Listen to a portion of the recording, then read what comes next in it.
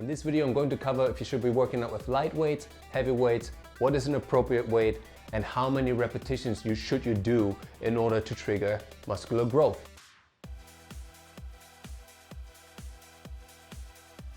So in order for me to recommend working out with heavier or lighter weights, you have to understand first why that even matters, okay? Why even take either one over the other? So in order for any workout to be effective, you have to bring your muscle to a state it's not used to yet, okay? I'm calling this point a positive failure point. So when you do an exercise, you wanna do as many repetitions as it takes for your muscle pretty much to get tired so that you cannot do another clean repetition. How do you get to that point? For those of you that want the answer straight away, you should be using appropriate weight, so neither too light nor too heavy, but let me explain what I mean with that. Let's quickly have a look at what it means to use heavy weights first and why I recommend that you don't use a weight that is too heavy. So as an example, let's take an 80-pound dumbbell. This is way above what I'm used to, what my muscles can comfortably handle. I'm trying to curl it up, and you see that really the only way for me to get it up is by using momentum or by cheating the form. So using too heavy of a weight not only has a downside that you have to cheat a lot, therefore not a triggering growth, but you're actually just working with momentum, but also you're potentially increasing the risk for injury, okay? Dramatically, especially if you're doing exercises where you have weights above your head or above your chest, you know, going too heavy there, way too risky. All right, light weights. Why should you not be using a too light of a weight in order to trigger growth? I'm picking a very light, for me, dumbbell to do dumbbell bicep curls. And as you can see here, I'm pretty much just going through the movement without any real trouble, without any problems. So obviously there's no real risk of injury there. Doesn't really seem to have any negative impact per se.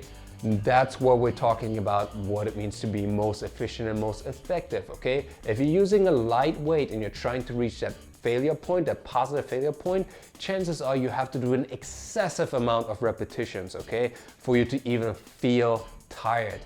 But then again, on the other hand, it is totally possible to reach a positive failure point with lighter weights. It's just not very efficient, not very effective. So what does that mean, right? So we know heavier weights, too heavy, too much of a chance for risk of injury is too high.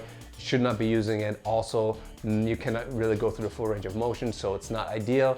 Too light of a weight, it works, you can get to positive failure with that. However, it's going to take too much time, so not very efficient in that sense. So I recommend an appropriate weight, okay? So that appropriate weight means try to pick a weight that allows you to end up doing 6 to 12 repetitions. Full range of motion, nice and controlled. Let's take the example of the dumbbell bicep curl again, okay? You can see me this time here using a dumbbell that I can comfortably control, at least for the first 10 repetitions, and then it's starting to kind of get heavy.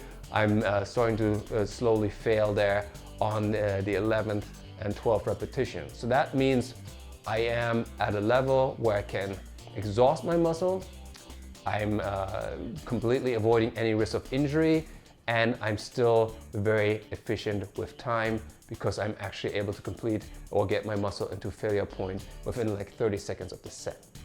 As soon as you've achieved enough repetitions, so let's say you do 12, you can then increase the weight comfortably. You should always look for the smallest increment that you can find.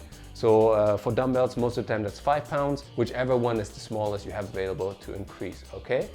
So very, very important, take your time with the progression, but use an appropriate weight. If you ever feel like you're plateauing in an exercise and like you cannot quite make it with the heavier weight, lower the weight a little bit back down and then just do a few more repetitions. Let me know if you have any questions. As always, I'm your trainer Sean, aka German Efficiency. I'll see you in the next video, and until then, train with more efficiency.